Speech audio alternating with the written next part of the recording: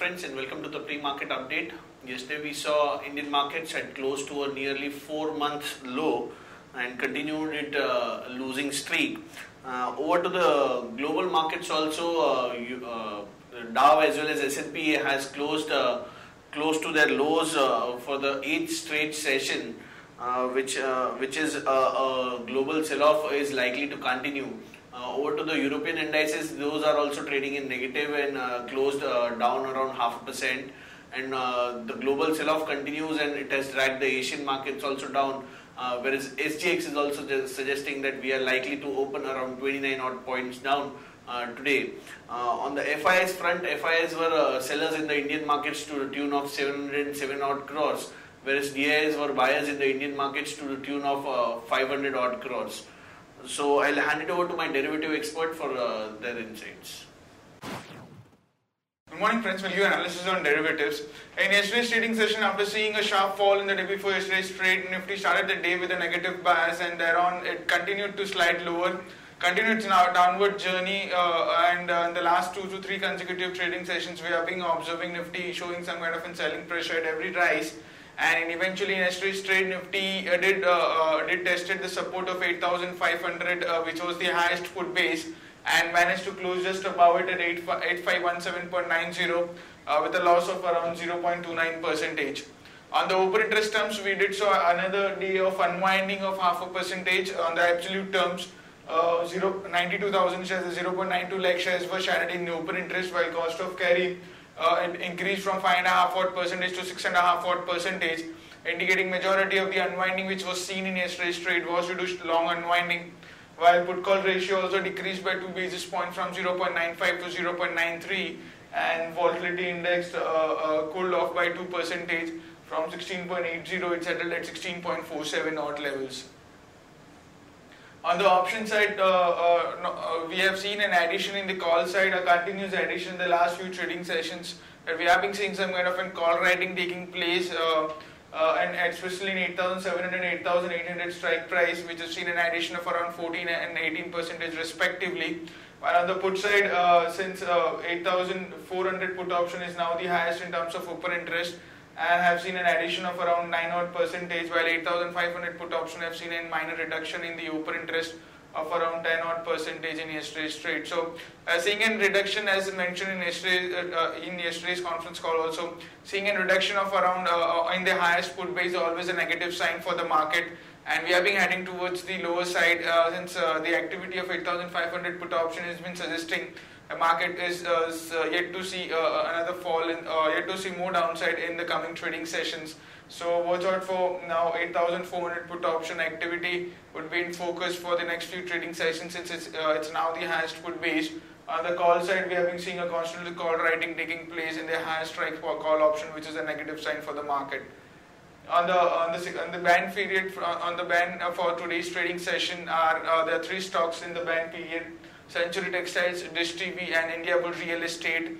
On the FIS front, they continue to be net sellers in index futures. However, the selling part has been mainly due to the long unwinding pressure by the FIS. They are not creating more of an aggressive shorts as of now. In index futures, they were net sellers by 416 odd crores.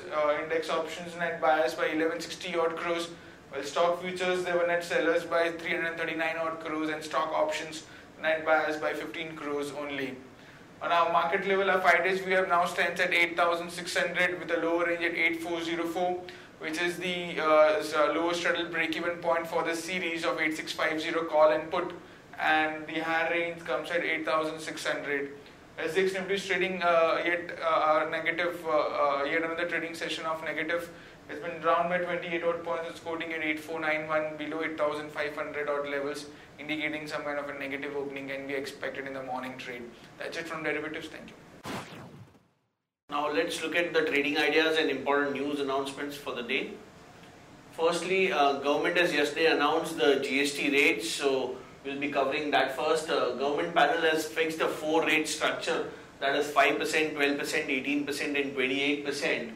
The lower rates are for essential items, whereas the higher rates would be covering for luxury goods.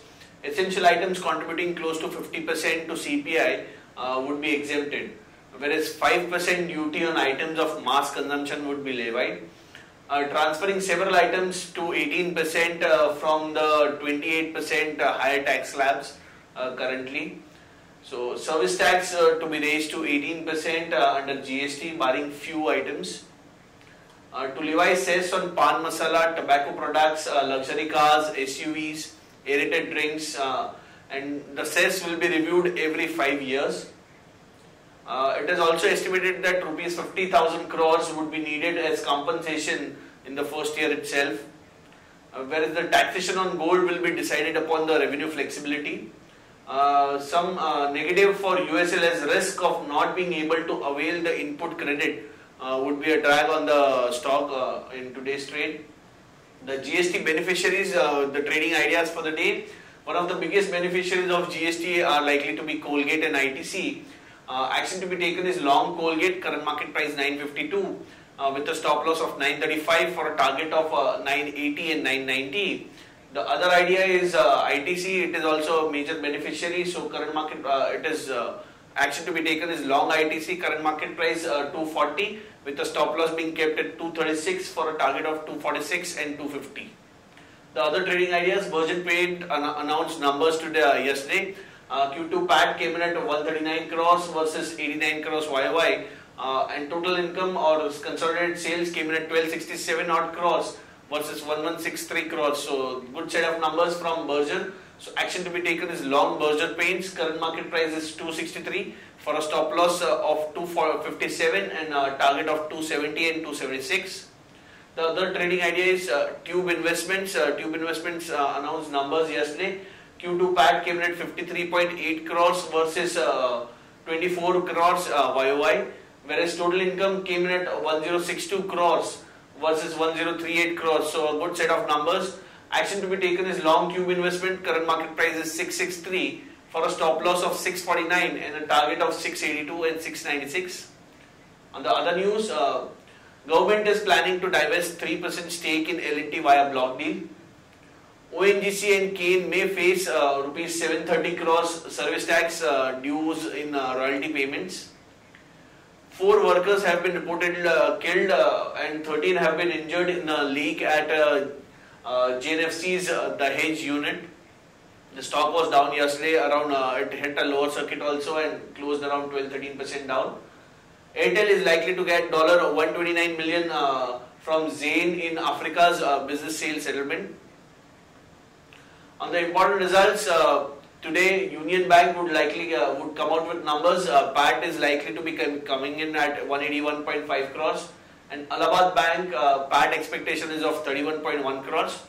On the other important results are United Breweries, Indian Hotels, Max India, Max Financials, Newland Labs, Pfizer, Radico Khaitan, Titan, Transport Corp and TRF. On the watch list front, stocks with positive bias are C8, Star, Can Bank and MRF. On the negative list is L&T, Asian Paints, LIC Housing Finance and Dish TV. On the investment front, advisory picks which are also displayed on ET now between 9:15 and 9:30.